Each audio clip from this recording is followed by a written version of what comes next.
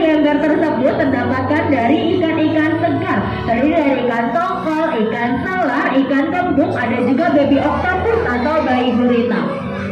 Dan masing-masing kakak penyelam ini mereka membawakannya sebanyak 25 kg ikan-ikan segar.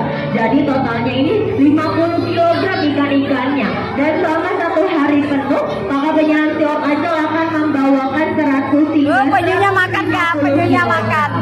Oke, sekarang kita berkenalan dengan ikannya. Kita bahas dari ikan yang kecil atau yang besar dulu.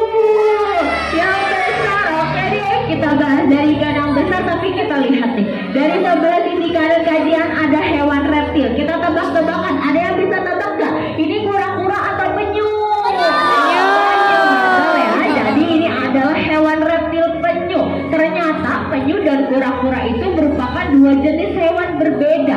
Mereka itu memiliki perbedaan. Yang pertama, penyu ini hidupnya di air laut pengunjung, sedangkan kura-kura termasuk hewan amfibi, bisa hidup di daratan makanannya dan juga laris. di tawar. Perbedaan kedua kita lihat pengunjung, kaki-kaki penyu ini bentuknya pipih gepeng seperti dayung, sedangkan kura-kura memiliki ciri-ciri lengan atau kaki yang terdapat cakar-cakar atau jari-jari. Perbedaan ketiga, ternyata penyu ini mereka tidak dapat berlindung dari balik tempurungnya karena sudah terisi banyak otot-otot, lemak-lemak, dan juga makanan. Sedangkan kura-kura jika merasa terancam, terusik atau terganggu, kura-kura ini dapat dengan mudah berlindung dari balik tempurungnya. Selain itu juga, wah ada 2 penyu. Selain itu juga pengunjung bisa membedakan ciri-ciri penyu betina dan juga penyu pejantan.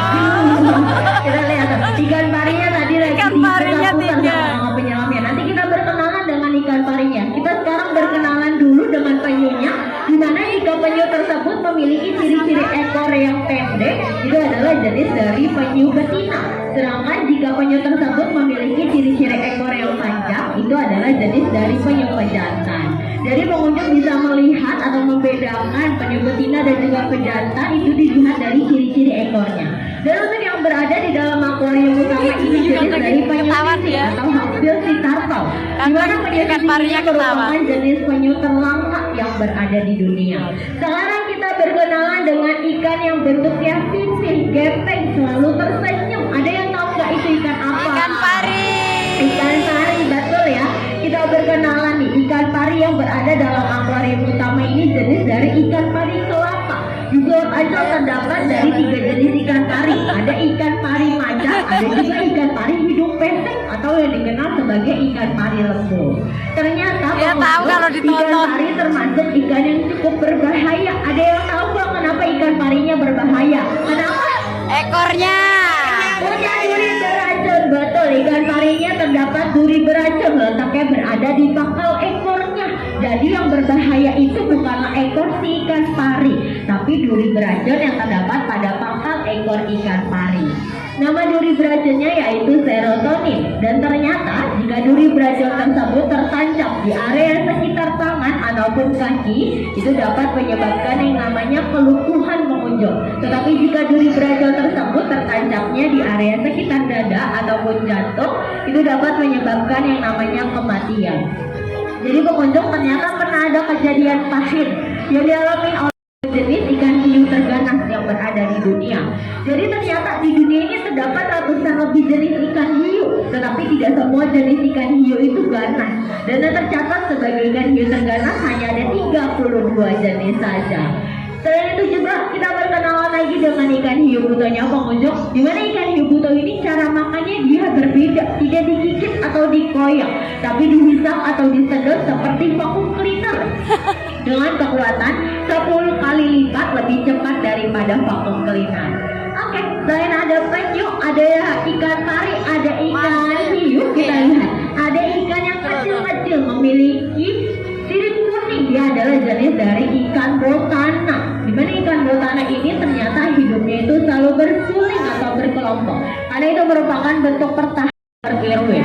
Dimana si Irwin ini dia meninggal dunia karena tertancap duri beracun ikan pari macan. Pengunjung bisa melihat ikan pari macan itu yang terdapat pada akuarium nomor 4. Mereka memiliki ciri-ciri totol-totol seperti layaknya di setiap bagian Sampai atas bener jereber. tubuhnya. Dan pada saat itu si Pirwin itu tertancapnya di area sekitar dadanya, makanya tidak tertolong lagi dan Palanya masuk ke dalam meninggal dunia.